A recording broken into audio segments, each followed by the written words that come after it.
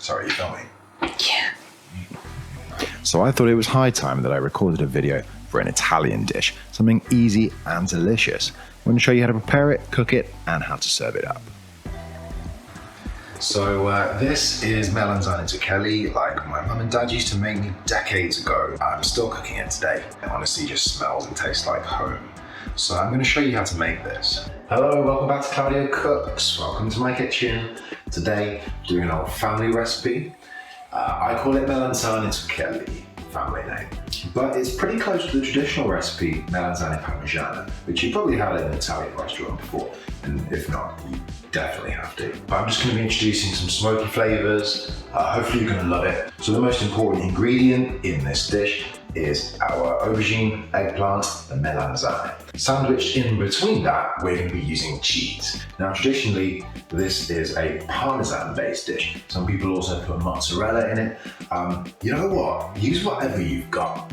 So I'm going for some cheddar because locally we just get great cheddar. I'm going for a smoked cheddar and a regular extra mature kind of vintage cheddar actually, and some good quality parmesan. Okay, so you also need some tomato sauce. Generally the one to go for would be passata. You need 500 ml of passata. It's a nice smooth tomato sauce.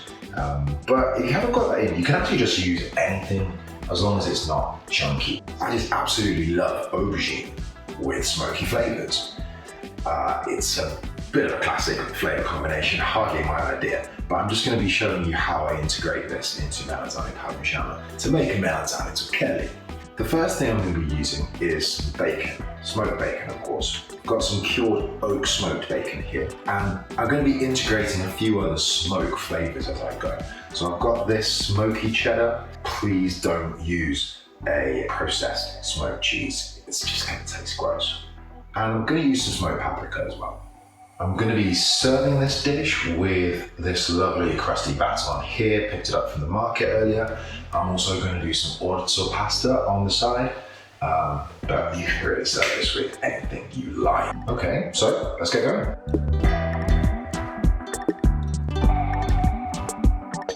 So basically what this dish is an aubergine cheese sandwich, where the bread in the sandwich is the aubergine and the cheese in the sandwich is the cheese. The whole sandwich is covered in tomato sauce and roasted in the oven. So get your oven onto 180 degrees C. Alexa, convert 180 degrees C into Fahrenheit. 180 degrees Celsius is 356 degrees Fahrenheit. So that many Fahrenheit.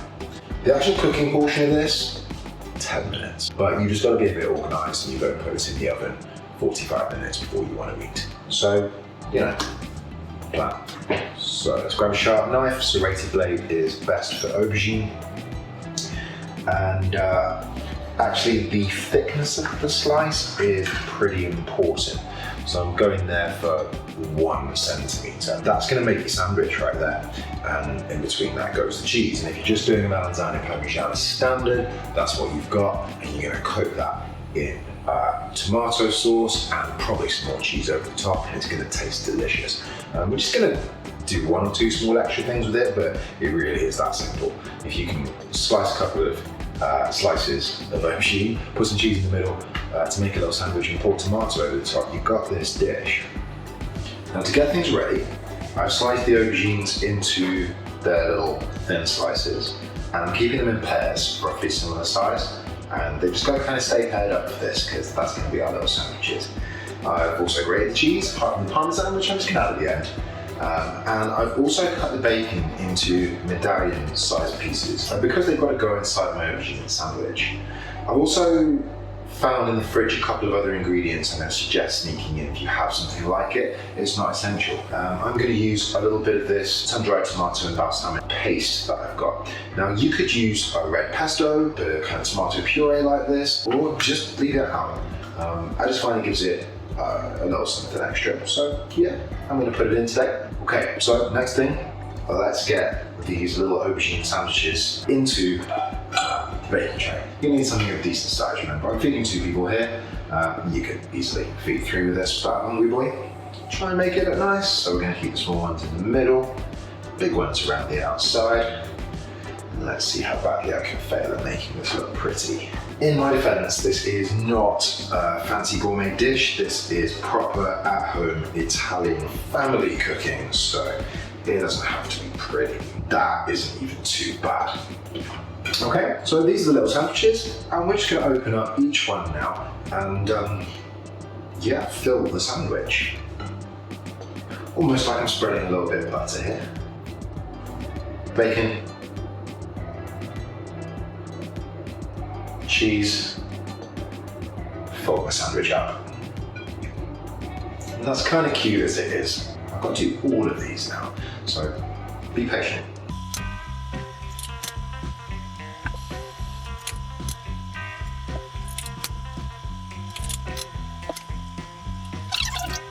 Well, this should give your oven plenty of time to reach temperature.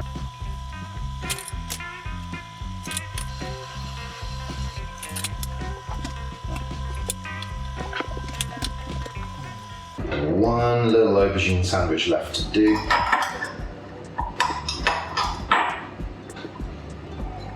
Spread it on. Slice of bacon. Bit of cheese. Sandwich. Beautiful. Okay, now that's nearly ready.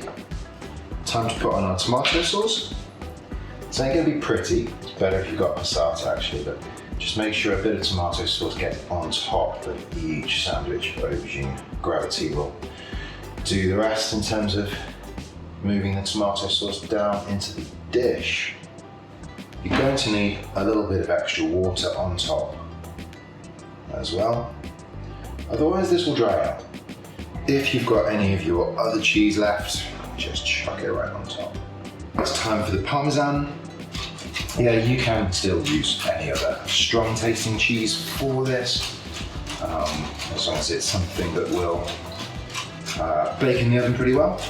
So, you know, I wouldn't use feta or something like that. Okay, I'm happy with that. This is going to be plenty salty enough, so no seasoning is required at all. The one thing I am going to add is a bit more smoky. Just got some smoked paprika here, and I'm going to sprinkle a bit of that on. And that's ready to go in. Let's get that in the oven.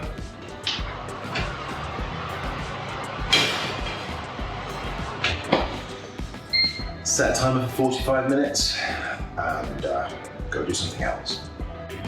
So I'm gonna have bread on the side of this one, but like I said, I'm also gonna do some orzo pasta. So that's these tiny little grain pasta. They still take a little while to cook, so I'm gonna get them on soon. And I'm gonna chop up a bunch of herbs just to chuck in that with some olive oil, and that'll make a nice side dish. And the pasta's just finished cooking. So we'll take that over here. I love orzo pasta. And we're just gonna put that in with some olive oil and herbs. Gotta be generous with the olive oil. I've added parsley and oregano from the garden. I will season that with a bit of salt and pepper as well. Okay, so it's just beeped, the alarm's gone off. Time to get it out of the oven. Let's take a look how it's doing. I better turn the camera around. There we go.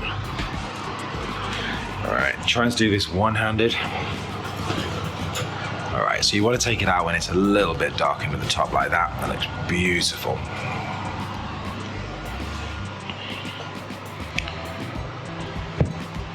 So I'm eating dinner with a few friends today. I'm gonna plate up 3 portions of my melanzane.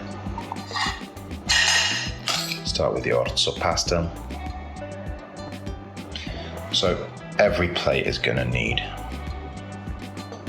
I don't know, 4 or 5 of my little melanzanes. I've got to say, I've never figured out a way of making these look particularly dainty on the plate. But like I said before, this is very much family cooking. And it's time to taste it. So I'm gonna dive right in. It smells delicious. It's got that kind of really rich tomato smell, slightly herby, really soft.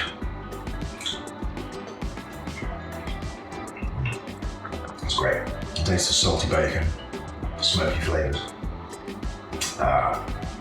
gooey cheese. It's delicious. Very good. If you enjoy these quick at-home cooking videos, please hit the like button to let me know you'd like more of the same. Also, consider subscribing so you can find out about when I release videos in the future.